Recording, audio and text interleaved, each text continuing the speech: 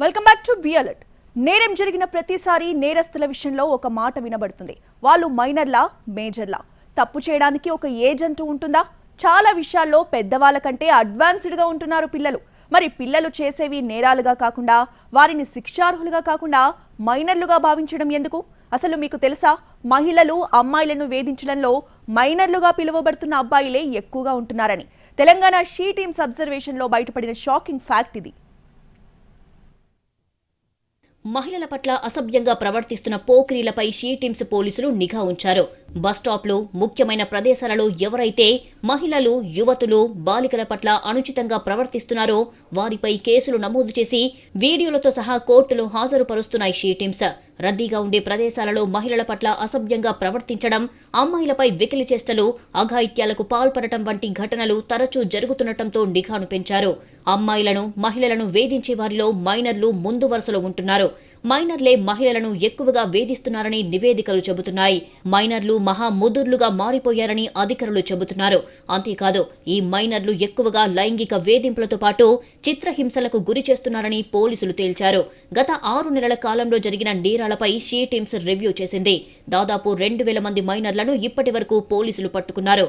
మహిళలు, యువతులను బహిరంగ ప్రదేశాల్లో వేధింపులకు గురి చేస్తున్న వారిలో మైనర్లే ఎక్కువగా ఉన్నారు. మహిళలపై వేధింపుల్లో మైనర్లే మేజర్లని షీ టీమ్స్ అబ్జర్వేషన్లో తేలింది. ఈ ఏడాది జనవరి నుంచి జూన్ నెలాఖరి వరకు 6 నెలల్లో మహిళలపై వేధింపులకు సంబంధించి 4823 మందిపై కేసులు నమోదు చేయగా అందులో 936 మంది 18 ఏళ్లలోపు మైనర్లు నిందితులుగా ఉన్నారు.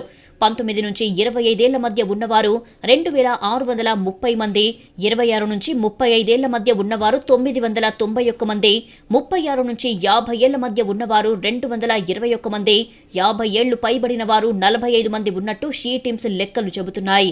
బహిరంగ ప్రదేశాల్లో మహిళలు, పిల్లలపై వేధింపులను అరికట్టడంలో షీ టీమ్స్ కీలక పాత్ర పోషిస్తున్నాయి. వివిధ రూపాల్లో జరుగుతున్న వేధింపులను అరికట్టడం ద్వారా మహిళలు తీవ్రమైన నేరాల బారిన పడకుండా కాపాడగలుగుతున్నాయి. పట్టుబడిన మైనర్లను వారి తల్లిదండ్రుల సమక్షంలో విచారించి తగిన విధంగా చర్యలు తీసుకుంటున్నట్టు ఉమెన్ సెక్రటరీ వింగ్ చీఫ్ శిఖా గోయల్ తెలిపారు. తెలంగాణ వ్యాప్తంగా 331 షీ టీమ్స్ పనిచేస్తున్నాయి.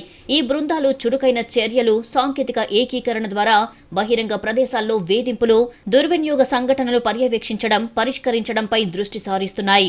ఎక్కువగా వేధింపులకు గురయ్యే హాట్స్పాట్స్ లో మారువేషంలో నిఘా ఉంచడం, ఆధారాలు సేకరించడం, తక్షణ చర్యలు చేపట్టడంతో పాటు కేసులు నమోదు చేస్తున్నారు. హాట్స్పాట్లలో షీ టీమ్స్ రహస్యంగా పనిచేస్తాయి, సాక్ష్యాలను సేకరిస్తాయి, ఎఫ్ఐఆర్లు దాఖలు చేయడం, కౌన్సిలింగ్ సెషన్లను నిర్వహించడం వంటి అవసరమైన చర్యలు తీసుకుంటాయి.